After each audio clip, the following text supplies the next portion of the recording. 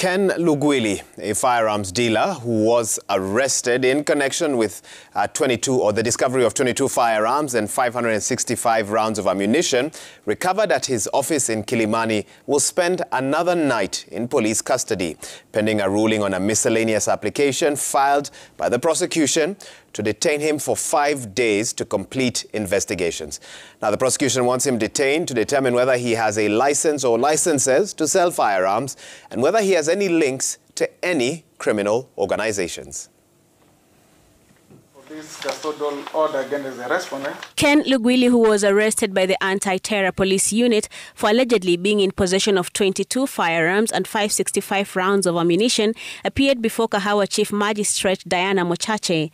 Lugwili, however, did not face any charges after the prosecution side filed a miscellaneous application seeking to detain him for 5 days to complete investigations.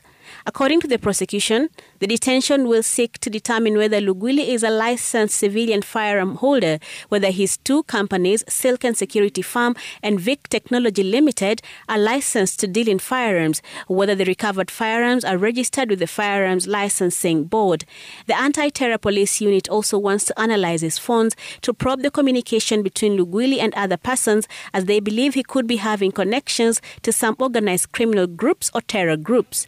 The police want Lugwili's financial records to determine whether there are any links between him and gun smugglers or terror networks. Documents to aid court. The prosecution has also raised concerns that the accused, who has a past criminal record, is capable of interfering with investigations, the arrest of his associates, and interfering with possible witnesses. It's not just because of the security issues, but because also of the complexity of the investigations. The firearms questions are quite many. Your night will take quite some time to analyze and process each one of those firearms with the Firearms Licensing Board.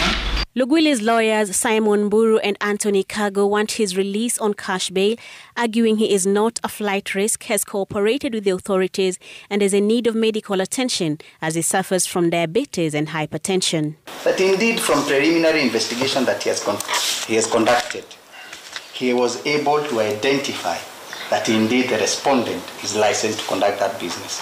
Then it meets logic then what is to be investigated under the grounds that have been enumerated under paragraph 9 of that affidavit. Kahawa Chief Magistrate Diana Mochache, who will rule on the application on Friday, has directed that Lugwili be detained at the ATPU headquarters. ATPU, you can go back with him. You have had his diabetic. If he is on treatment, please allow him to take those drugs.